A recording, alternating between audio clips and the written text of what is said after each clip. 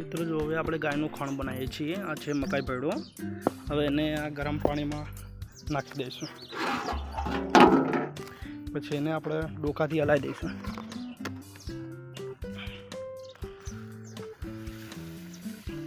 જોઈ લો મિત્રો, આપણા મકાઈ ભેડો છે ને એ પાણીમાં નાખીને પછી હલાવશું।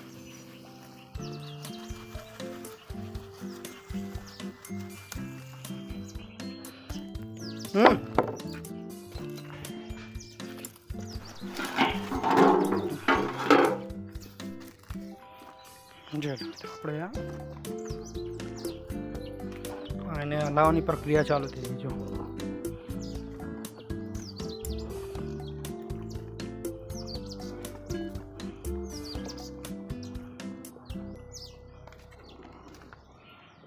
જે આ ખોણ રંધાય છે એ આ બાંધી જે કેટલ છે એમના માટે।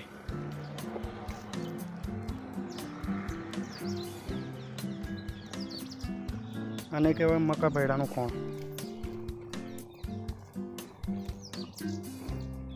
ઠીક છે મિત્રો, ચલો જય હિન્દ।